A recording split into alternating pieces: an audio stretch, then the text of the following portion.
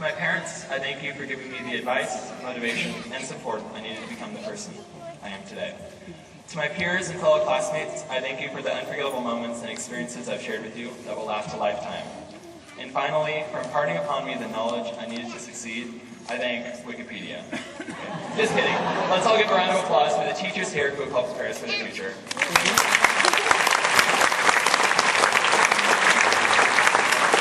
Now our class, the Centennial High School class of 2012, has survived harrowing adversaries and troubling obstacles.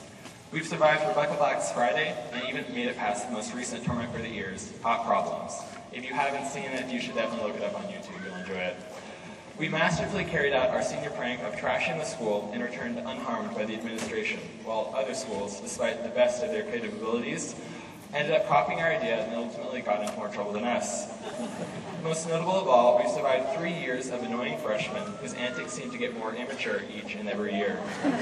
And finally, we find ourselves on the pedestal of achievement, the brink of teenagedom, the high schooler's dream, graduation, surrounded by peers, by family, and by friends.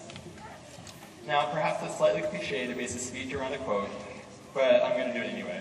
As a wise man once said, you only live once, or YOLO, as we've already heard. Truer words have never been spoken. Albeit the quote may be hated by its overuse through Facebook trolling, it still holds an ounce of validity in its message. That life's short, and you should enjoy every second of it.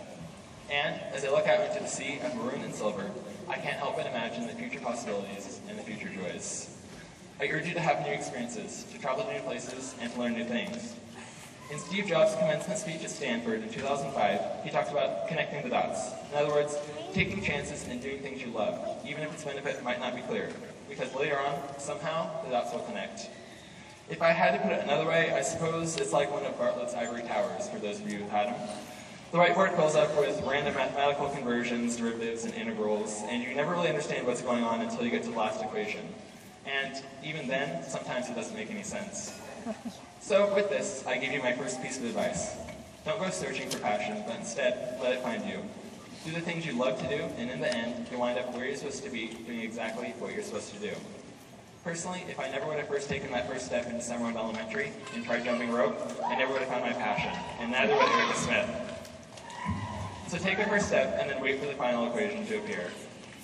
In the years to come, we'll face and conquer new decisions and obstacles, from buying a house to choosing a job to deciding whether to invest in a Roth IRA, although I'm sure Hertigan can convince you if you're still undecided. But in the midst of it all, I urge you to make decisions that will ultimately lead to your happiness. Don't just buy a house, instead turn your house into a home. Don't just choose a job, instead carefully pick a career. Because, to be honest, life's too short to be stuck in a cubicle from 9 to 5, wishing you were somewhere else, doing something else with anyone but the people you work with. And along our route to success, we'll face difficulties far greater than always being reminded of what day comes after Thursday before Saturday, or having some girl constantly ask you to call her, maybe. Yet, ultimately, it will be how we face and conquer these difficulties that will help us to improve as a person, as a leader, as a role model, whatever it may be. Okay, finally, I feel I can address Hideaki YOLO in a slightly less sarcastic way, if that's actually possible. The idea of you only live once has largely been misrepresented. YOLO isn't an excuse to ignore life, go out, and drink your problems away. Instead, it represents a chance to live life to the fullest, to find your passion, and to follow it through to the end. So, with this, I leave you with my final nugget of wisdom.